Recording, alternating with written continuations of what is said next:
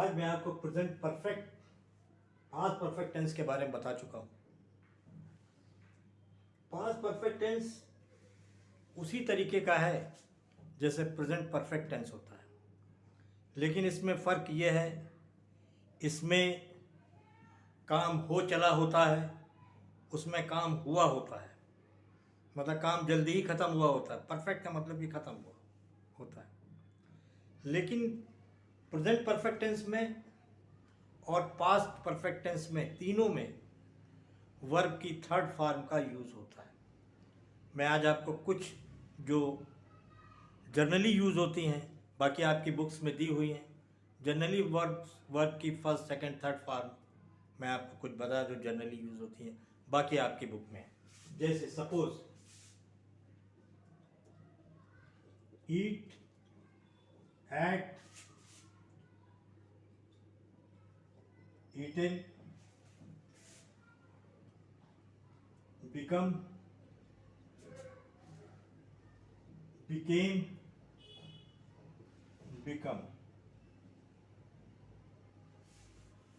become, became, run, ran, run, sit, sat, sat, sit, sat, sat, ये first है, ये second form है और ये थर्ड फॉर्म है। ये जनरली यूज होती हैं। दूसरा, अब आते हैं विन, बहुत इस्तेमाल होता है। Win, won, won. Go generally use होता है, आपने देखा है, go, went, gone.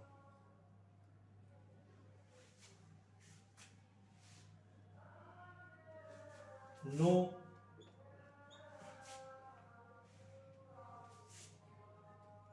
No, knew, no.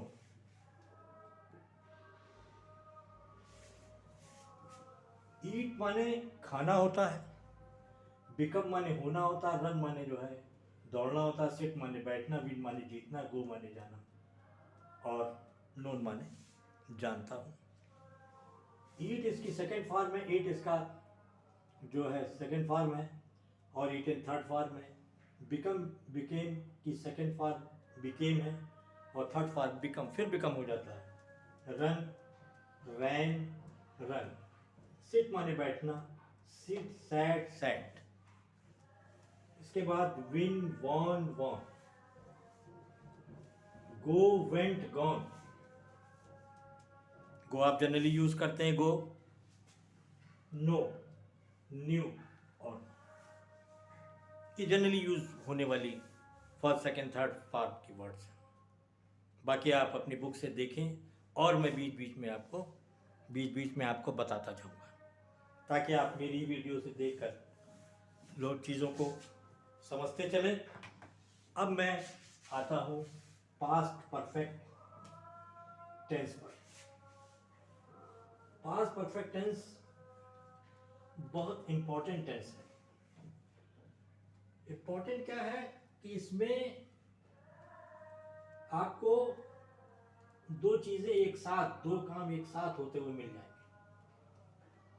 एक काम पास्ट इंडेफिनिट का होता है और एक काम पास्ट परफेक्ट का होता है। और इसमें हैड का इस्तेमाल, जैसे प्रेजेंट परफेक्ट में हैज का इस्तेमाल होता था, वैसे ही इसमें जो है। दूसरी चीज मैं आपको पहले बता चुका हूँ सिंगुलर नंबर सब्जेक्ट और प्लूरल नंबर सब्जेक्ट के बारे में, और आप अच्छी तरीके से समझ गए होंगे कि प्रेजेंट में सिंगुलर और प्लूरल में, जैसे कि he, she, it, boy, any name, Ram, Rahim, Sita, etcetera. ये singular number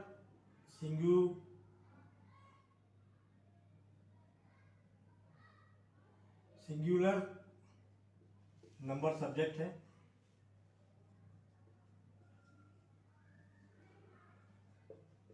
singular number subject I, we, they, boys, you. ये प्लूरल नंबर सब्जेक्ट क्या है? Plural number subject.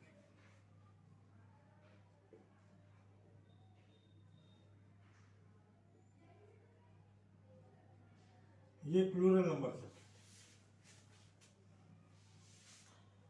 अब हम पहले भी आपको बता चुके हैं कि टेंस में ट्रांसलेशन क्या है। 3 टाइप के होते हैं जनरली, एफर्मेटिव, निगेटिव और इंट्रोगेटिव।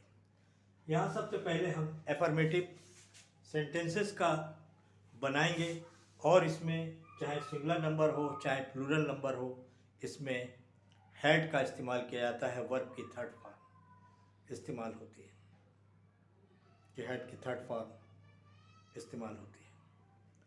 तो आप अच्छी तरीके से इस चीज़ को जान लें और समझ लें कि इसमें क्या होता है।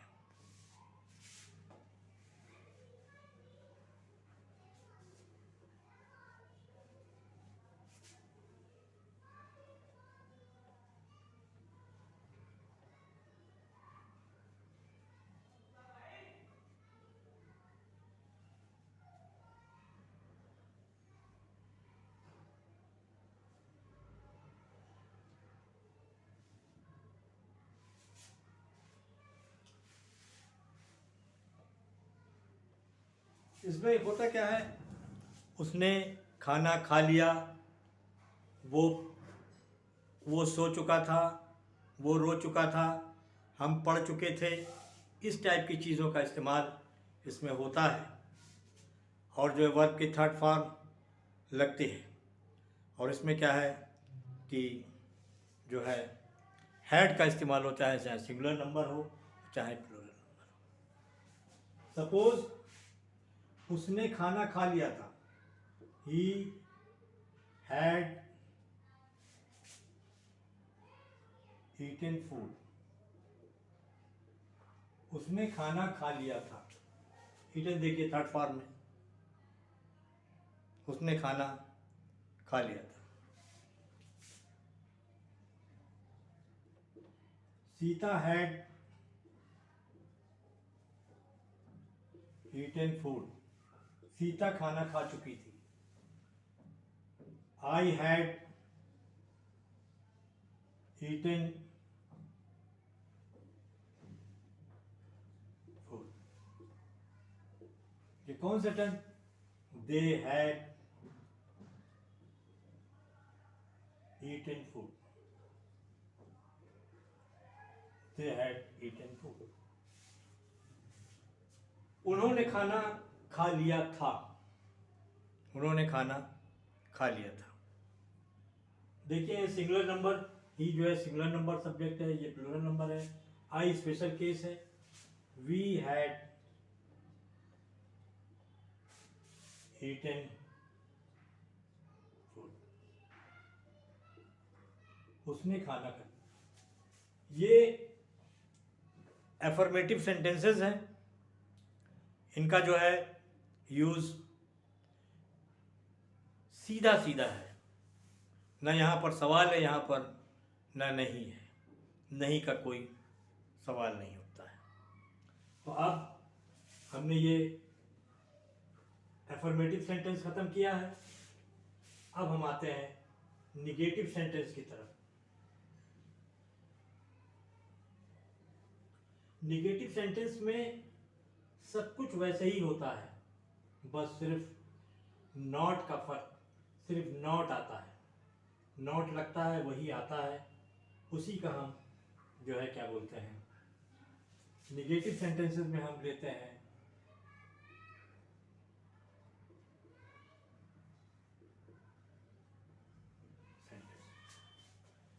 ही हैड के बाद हम नॉट लगाएंगे, he had not eaten food, he had not eaten food. She had not eaten food.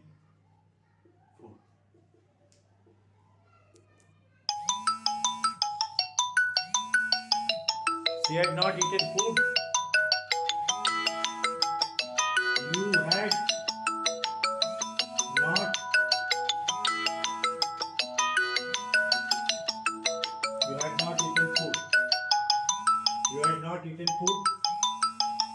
They had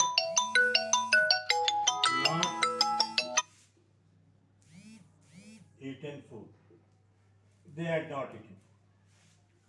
तो ये क्या है, हैड के बाद निगेटिव नॉट आ जाता है और बाकी सब कुछ वैसे ही रहता है जैसे कि उसमें है। उसमें कोई प्रॉब्लम नहीं होनी चाहिए मेरी समझ से समझने में। वर्ब की थर्ड फॉर्म का यूज लगातार ही होता है। तो इसलिए अब हम इंट्रोगेटिव सेंटेंस की तरफ बढ़ते हैं और इंट्रोगेटिव सेंटेंस में जो है, इंट्रोगेटिव सेंटेंसेस में क्वेश्चन मार्क सवाल किया जाता है। यहाँ पर क्या किया जाता है, यहाँ पर सवाल किया जाता है कि क्या तुमने खाना खा लिया है। और पहले भी मैं बता चुका हूँ, जब, कब, क्यों और कहाँ बीच में आते हैं, सेंटेंस के बीच में आते हैं, सेंटेंस के जब बीच में आते हैं तो कब, क्यों, कहाँ की ओरिजिनल इंग्लिश का इस्तेमाल किया जाता है। वरना जो है क्या बोलते हैं,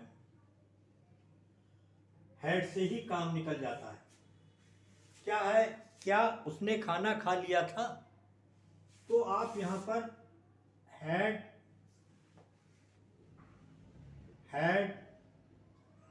ही eaten food,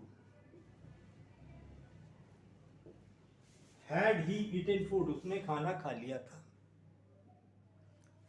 had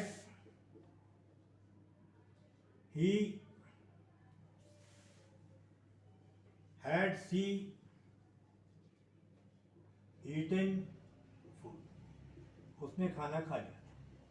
mark of interrogation का साइन वेरी इंपॉर्टेंट है, otherwise your translation will be wrong, आपका ट्रांसलेशन गलत हो जाएगा, उसमें आपके मार्क्स कट जाएंगे। हैड यू ईटन फूड, क्या तुमने खाना खा लिया था। इसी तरीके से हैड वी ईटन फूड, क्या हमने खाना खा लिया था।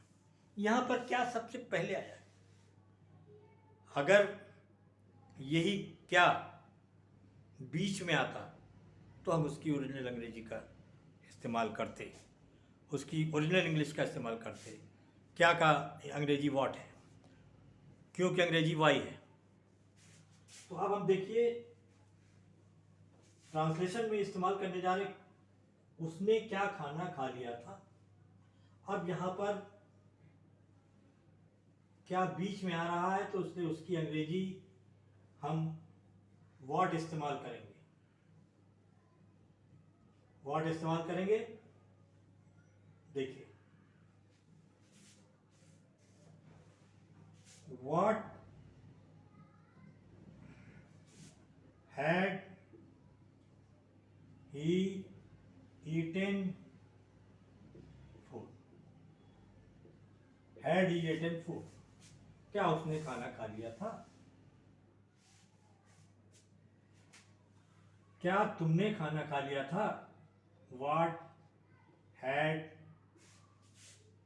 You eaten food.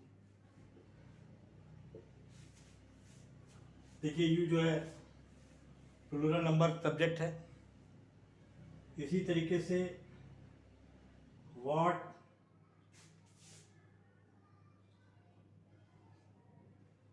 what had I eaten food? What I eaten food? What had Sita eaten food? इस तरीके से जब क्या बीच में आता है ट्रांसलेशन के, तो हम उसके ओरिजिनल अंग्रेजी का यूज़ करते हैं।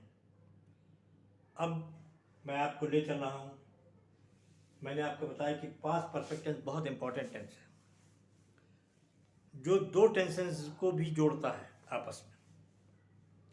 जैसे जब मैं स्टेशन पहुंचा, गाड़ी छूट चुकी थी। क्या है? जब मैं स्टेशन पहुंचा, गाड़ी छूट चुकी थी। तो देखिए, और जैसे डॉक्टर के आने से पहले मरीज मर चुका था। राम के स्कूल जाने से पहले घंटी बज चुकी थी। इस टाइप के सेंटेंसेस जो आपके इंग्लिश स्पीकिंग में बहुत इंपॉर्टेंट होते हैं, बहुत जगह आप जोड़ के बोलना चाहते हैं कि आप कैसे जोड़ के बोलें, कैसे आप जोड़ के बोलें, ये आपके लिए बहुत इम्पॉर्टेंट है कि कैसे आप जोड़ के बोलें। तो इन ट्रांसलेशन पर आप बहुत ध्यान दीजिए। Ram went to school after he learned his lesson. Before से पहले पास्ट परफेक्ट टेंस आता है और आफ्टर के बाद पास्ट परफेक्ट टेंस आता है। और इस बिफोर से पहले पास्ट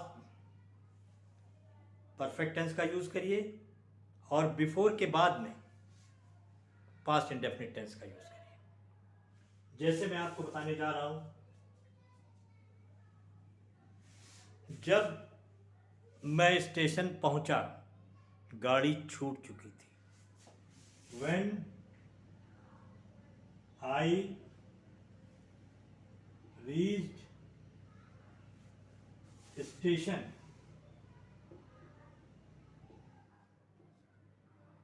the train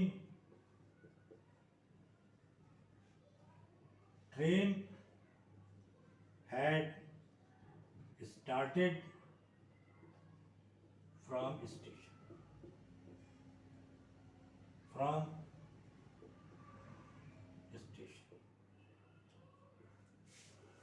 जब मैं स्टेशन पहुंचा, गाड़ी छूट चुकी थी।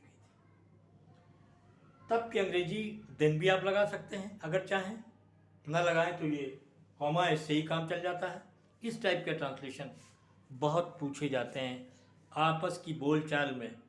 और जब आप when I reach the station the train had left, train start हो चुकी थी। इसी तरीके से दूसरा ट्रांसलेशन है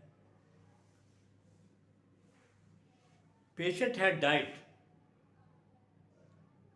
पेशेंट मर चुका था डॉक्टर के आने से पहले। बिफोर माने क्या होता है? पहले। The patient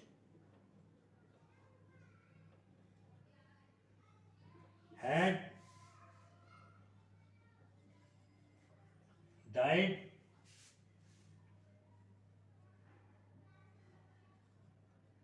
before the doctor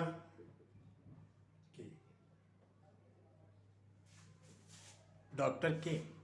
doctor के आने से पहले मरीज मर चुका था। मैंने आपको बताया कि बिफोर से पहले पास्ट इंडेफिनिट टेंस और उसके बाद पास्ट परफेक्ट टेंस बिफोर से पहले और इसके बाद पास्ट इंडेफिनिट टेंस का यूज होता है। ये तीन चीज़ें आप अच्छी तरीके से दिमाग में डाल लीजिए ये अंग्रेजी बोलने के लिए बहुत ही फायदेमंद होंगे आपके लिए। तीसरा, आफ्टर का use.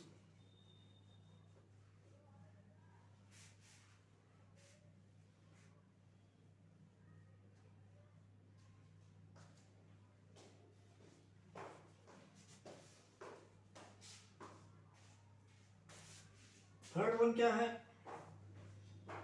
Ram went to school. Ram went to school after he learnt, L-E-R-N-T, learnt, had learnt his lesson.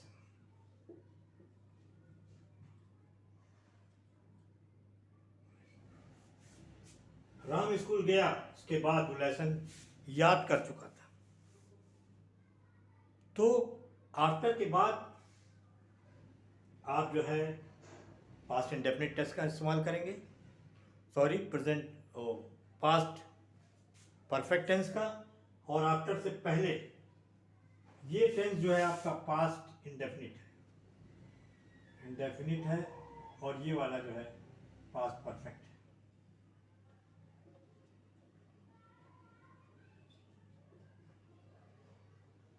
ये पास्ट इंडेफिनिट टेंस है। तो मैं समझता हूँ कि आपके समझ में आया होगा, और वर्ब की कुछ फर्स्ट, सेकंड, थर्ड फॉर्म मैं आपको दे चुका हूँ। इन्हें आप मेमोराइज कर लीजिए। इसके बाद मैं आपको नई क्लासेस में नई वीडियो डालूंगा, और पूरी कोशिश रहेगी कि आपको कंपटीशन की इंग्लिश, बोलने की इंग्लिश, सब में you should be beneficial. If your English is good, you can cross your competition without any hesitation. Okay, thank you.